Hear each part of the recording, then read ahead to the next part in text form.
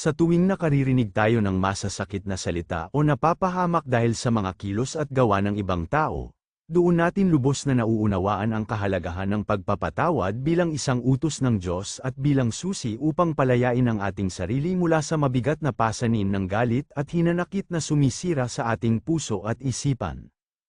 Araw-araw ay nararanasan natin ito sa iba't ibang paraan, sa pamamagitan ng mga salitang nakakasira sa ating dangal, sa mga pagkakataong tayo ay niloloko o inaalipusta, sa mga hindi pagkakaunawaan sa loob ng pamilya, o sa mga pagkakataong ang taong pinagkatiwalaan natin ay nagdulot ng sakit at pagkabigo sa atin.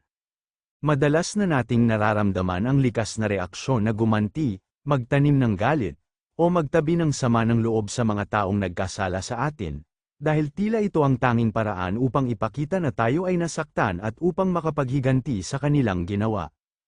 Ngunit ayon sa banal na katuruan, ang pagpapatawad ay hindi ibig sabihin na tinatanggap natin ang masamang ginawa sa atin o na inaalis natin ang pananagutan ng taong nagkasala, kundi ito ay isang pagpili na ilabas natin ang ating galit at ibigay ito sa Diyos na siya lamang ang tunay na hukom na makatarungan at may kakayahang magbigay ng nararapat na gantimpala o parusa. Sa ating karanasan, mapapatunayan natin na ang taong hindi marunong magpatawad ay parang taong umiinom ng lason at naghihintay na ang taong nagdulot ng sakit ang mamatay, dahil ang galit at hinanakit ay mas tumitimbang sa ating sariling puso kaysa sa sinumang nakasakit sa atin. Ang pagpapatawad ay nagbibigay sa atin ng kapayapaang hindi kayang ibigay ng anumang bagay sa mundo.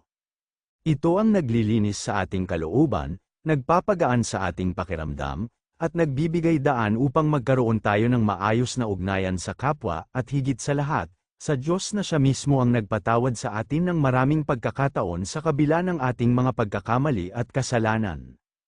Madalas nating nakakalimutan na tayo rin ay nangangailangan ng pagpapatawad mula sa lumikha, kaya't nararapat lamang na gawin natin ang parehong kabutihan sa ating kapwa na nagkamali sa atin. Ang pagpapatawad ay hindi laging madali, lalo na kung ang sakit na dinaranas natin ay mabigat at malalim, ngunit sa pamamagitan ng panalangin at pagtitiwala sa kapangyarihan ng Diyos, nabibigyan tayo ng lakas na gawin ito.